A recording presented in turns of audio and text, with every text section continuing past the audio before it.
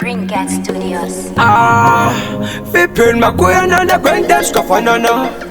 Roni na ken Toka pasaiti na kwendem Usena kwe malefu zitori kois Mwari vekudenga vanosiva story kois Mwari ndova kazvisika zitori kois Kana nini ndaka sarwa zitori kois Usena kwe malefu zitori kois Mwari vekudenga vanosiva story kois Mwari ndova kazironga zitori kois Kana nini ndaka sarwa zitori kois Vamwe vakarara pambeta, vamwe vakarara paspema depository coins. Vamwe vachifamba nemota, vamwe vana mari yekutenga bhutsu zvitori coins. Vamwe vachigara kustendi kwavo, vamwe vachirocha mustreet zvitori coins.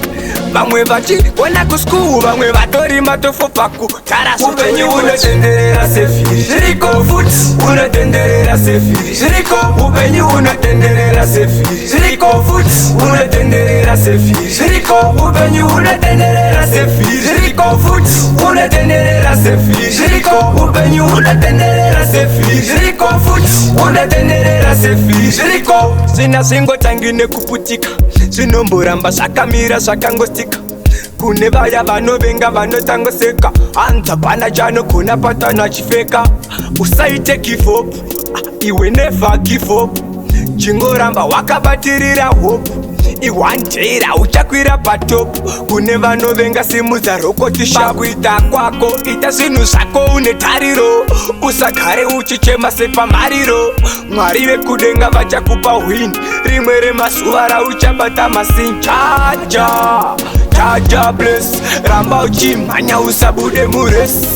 ita zvinhu zvako zvese une patience for the next 2 months uchabata mani unotenderera sefiri zviriko futi unotenderera sefiri zviriko upenyu unotenderera sefiri zviriko futi unotenderera sefiri zviriko upenyu unotenderera sefiri zviriko futi unotenderera sefiri zviriko upenyu unotenderera sefiri zviriko futi unotenderera sefiri zviriko kamirira nguva ingomirira nguva nemukana zvinofambidzana paushamwari tombeta tichipangidzana kutimirira nguva ingomirira